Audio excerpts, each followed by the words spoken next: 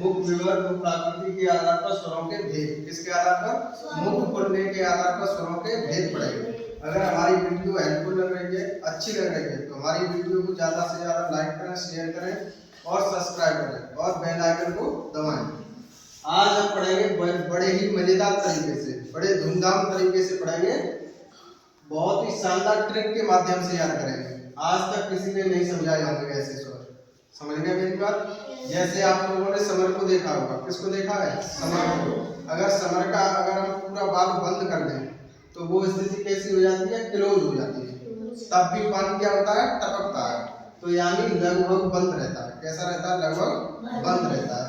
दूसरी कंडीशन क्या होती है कि अगर हम बाल को हल्का सा ऊपर उठाएं, यानी आधा बंद करें, आधा बंद करेंगे तो आधा खुलेगा भी। तो बात समझ गए? अगर आधा हम बंद कर रहे हैं किसी चीज को तो आधी खुली होगी, तभी तो आधी बंद होगी। तो हाफ क्लोज यानी आधा बंद होगा तो आधा खुलेगा भी। तो दो कंडीशन हो गई। बात समझ गए मेरी बात? दूसरा है विपरीत। एक तो हो गया कि समर का पूरा बाल बंद कर दिया, दूसरी कंडीशन में पूरा खोल दिया।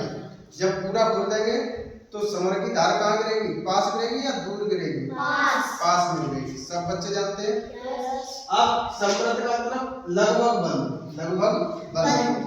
केवल हमारे पास 4 स्वर ऐसे हैं जिनमें लगभग मुंह बंद रहता है। छोटी ई, बड़ी ई, छोटा ऊ, बड़ा ऊ।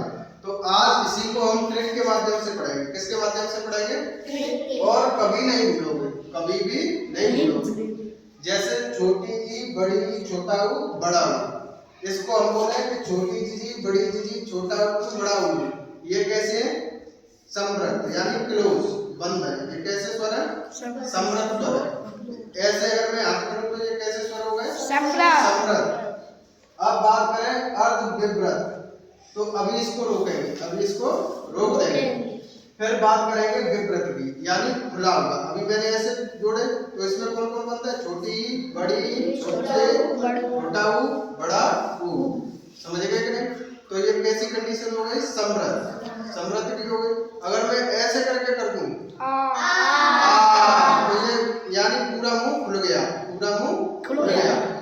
जो कंडीशन बनेगी खुलने की उसे हम कहते हैं विपरीत। क्या कहते हैं उसे? विपरीत।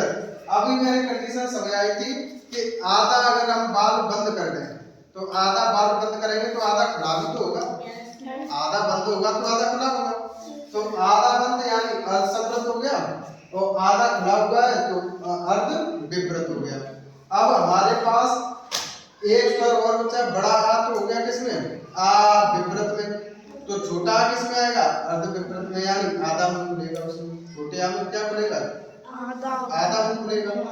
तो अर्ध विपरीत हो गया। अब हमारे पास बचे 4 स्वर। कितने स्वर? 4 स्वर। उन्हें कहते हैं संधि स्वर। ए, ऐ, ओ, औ। ए, ऐ, ओ, औ। अब छोटी ए को किस में रखेंगे? अर्ध समृद्ध में। तो ऑटोमेटिक बड़ी वाली कहाँ चली जाएगी? अर्ध विपरीत में। ठीक। ऐसे ही छोटे ओ को किस में रखेंगे? अर्ध समृद्ध में। तो बड़ा वाला ऑटोमेटिक कहाँ चला जाएगा? अर्ध विपरीत में। तो बात समझ गए कि नहीं? अगर मैं ऐसे हाथ करूं तो कौन से स्वर? समृद्ध स्वर। ऐसे करूं तो विपरीत स्वर, विपरीत स्वर। अगर मैं ऐसे हल्का सा बंद करूं तो छोटा यानी अर्ध विपरीत। समझ गए मेरी बात? अब बताओ कौन कौन से स्वर है इसमें? समृद्ध स्वर। कौन कौन से स्वर आते हैं इनमें? छोटी, बड़ी, छोटा ऊ, बड़ा ऊ। कौन से स्वर हो गए? विपरीत स्वर। कौन से स्वर हो गए? विपरीत स्वर। अगर मैं ऐसे हल्का सा बंद करूं तो छोटा यानी अर्ध विपरीत। कैसा हो गया ये? अर्ध विपरीत। इतने स्वर याद हो गए। अब बचे हमारे पास कितने स्वर? 4 स्वर बचते हैं। उन्हें कहते हैं संधि स्वर। अब संधि स्वर में छोटी ए किसमें आएगी? अर्ध समृद्ध में। तो ऑटोमेटिक बड़ी वाली कहाँ चली जाएगी? अर्ध विपरीत। छोटा हो अर्ध समृद्ध में आएगा तो बड़ा हो किसमें आएगा? अर्ध विपरीत।